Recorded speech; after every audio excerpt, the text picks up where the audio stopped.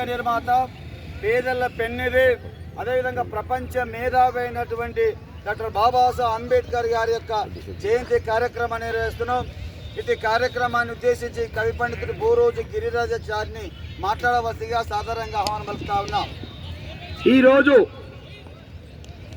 భారతదేశ రాజ్యాంగ నిర్మాత, రాజ్యాంగ రచనా శిల్పి, మహనీయుడు డాక్టర్ బాబాసాహెబ్ అంబేద్కర్ గారి జయంతి కార్యక్రమాన్ని నిర్వహిస్తున్న ప్రియమిత్రులు రాజారాం ప్రకాష్ సార్ గారు, వనపర్తి జిల్లా తెలంగాణ జనసమితి అధ్యక్షుడు ఖాదర్ బాషా గారు, వనపర్తి జిల్లా వాల్మీకి సంఘ బాధ్యులు మండ్ల దేవన్న నాయుడు గారు, అలాగే వనపర్తి జిల్లా మైనార్టీ నాయకుడు bye school craft teacher Balamayya గారు, ప్రభుత్వ ఉపాధ్యాయుడు రాంబాబు గారు, ఇక్కడికి విచ్చేసిన అందరికీ స్వాగతం పలుకుతూ, భారతదేశంలో అంబేద్కర్ చరిత్ర చెప్పాలంటే మనకు మొట్టమొదట గుర్తొచ్చేది వారు రచించిన రాజ్యాంగం.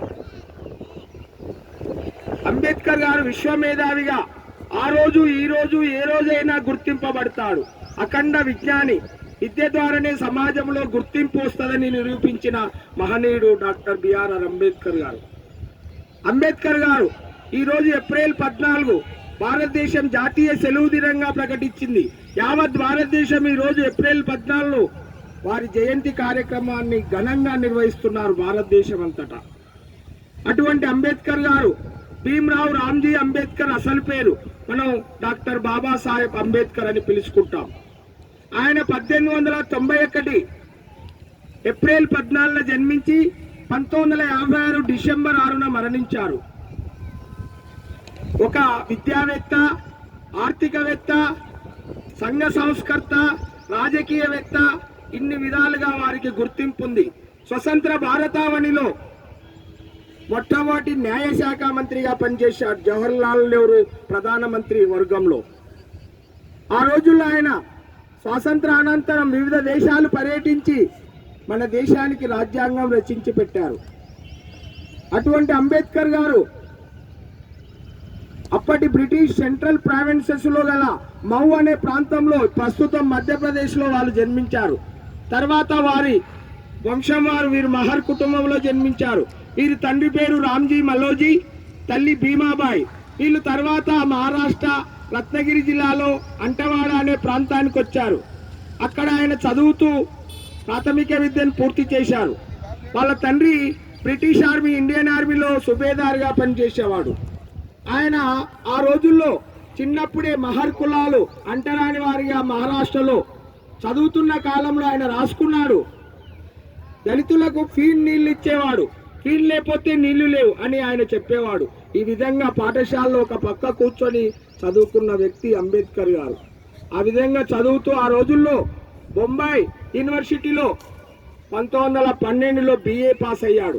తర్వాత బరోడా మహారాజ్ సయాజీరావు గైక్వాడ్ ఆర్థిక సాయంతో, తర్వాత సాహు మహారాజ్ సహాయంతో, వీరిద్దరి సాయంతో విదేశాలు వెళ్లి కొలంబియా యూనివర్సిటీలో MA PhD చేశాడు. కనుక ఆయనకు డాక్టరేట్ కూడా వచ్చింది.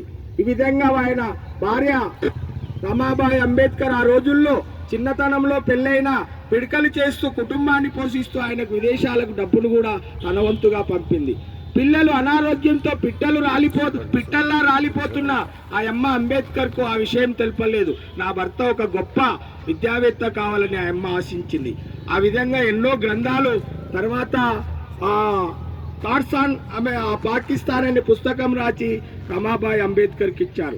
ఆ అమ్మ మరణించిన తర్వాత అంబేద్కర్ గారు కొంత వైరాగ్యంలోకి వెళ్తారు. తర్వాత సవితా అంబేద్కర్ను పెళ్లి చేసుకుంటాడు.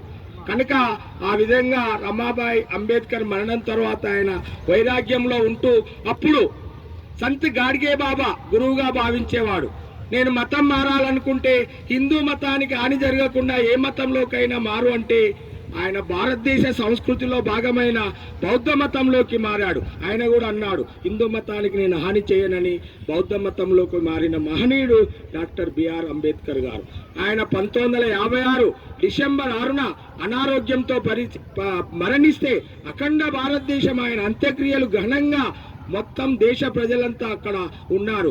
ఆయన ఢిల్లీలో ఆయన మరణించిన భూమి, ఆయన సమాధిని చైతన్య భూమిగా, ఆయన గృహాన్ని రాజగృహంగా పిలుస్తారు. కనుక అటువంటి అంబేద్కర్ గారు ఈ భారతదేశానికి అతిపెద్ద దృఢమైన రాజ్యాంగాన్ని రచించి ఆ సామాజికంగా అందరికీ బహుజనులకు సర్వజనులకు ఆమోదయోగ్యమైన రాజ్యాంగాన్ని రచించిన మహనీయుడు. కనుక అటువంటి మహనీయుని చరిత్రను మనం మరవకూడదు. ఈరోజు మన భారతదేశంలో రాజ్యాంగ ఫలాలు అనుభవిస్తున్నామంటే వారి కృషి అని తెలియజేస్తూ ముగిస్తున్నాను. జోహార్ జోహార్, జోహార్ జోహార్. కొనసాగిద్దాం. జై భారత్, జై హింద్, జై భీమ్.